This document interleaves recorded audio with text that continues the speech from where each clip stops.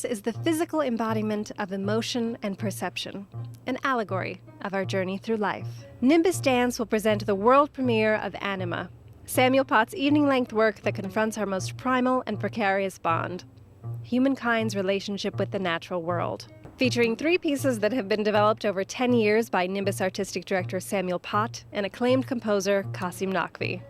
The upcoming performances mark the first time that audiences will experience the completed 3-part cycle as it was originally envisioned. We're here today at Nimbus Arts Center to speak to the cast and creatives behind ANIMA. This project has been 10 years in the making.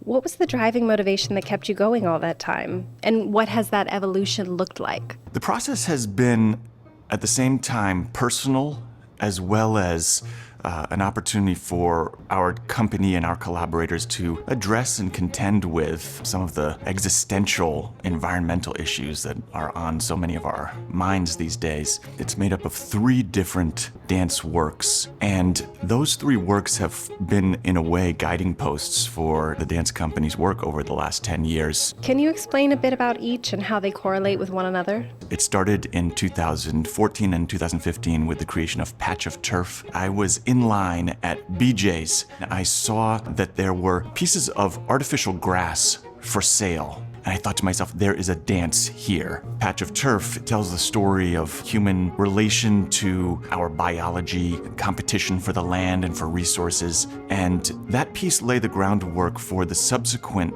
2 dance works which we have developed since. Falling Sky is related to the skies, the heavens, and the kind of communication that happens between human beings and also between animal species, birds, fish, that exists beyond language. Last spring, we were commissioned by the New Jersey Symphony and by NJ to create the final installment of this 3-part series, and we titled the work Dark Water. It was an exploration of the oceans as well as the liquid aspect of ourselves.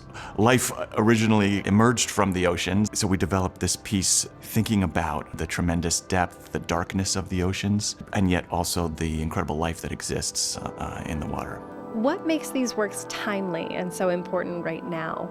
These pieces feel really important right now because of the way that we have started to treat the earth and our environment. These pieces really make you stop and think and allow you to just be curious about what is our relationship to the world around us. We have one planet, one world to live in, and there have definitely been shifts in the climate that feel a little scary and unknown.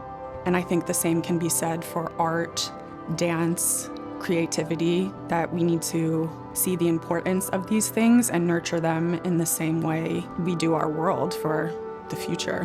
What I think is really great about ANIMA is it reminds us of the vastness and the immensity of what's around us on the earth, in the ocean, up in the sky. And it is kind of this like wonder and awe that I feel when I perform these works that remind us of just kind of how magical and majestic it is to be a part of this environment.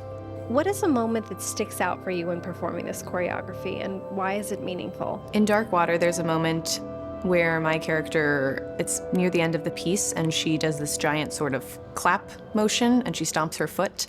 And it then sort of commands the people holding the fabric to create this big wave effect. And it's sort of a turning point to me, at least in the piece, because up until then, her character has been sort of buffeted by the waves. And in this moment, she kind of comes into command of the water itself. There is this beautiful figure that appears. There's all this struggle for power, and then the dancers work together to create her. And we call her the Green Lady. She's draped in the patch of turf, and then she comes crumbling down. It's a very pivotal moment.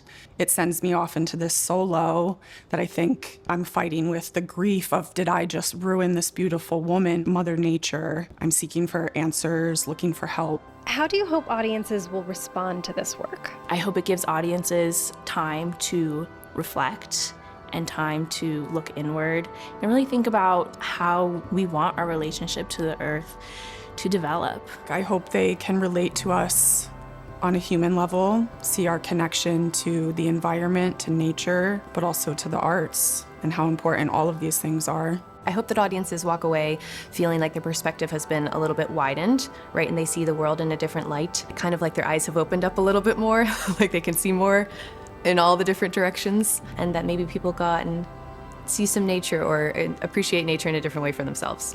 There's nothing like the arts to bring people together, to share our experiences, to show the commonality that we have with others.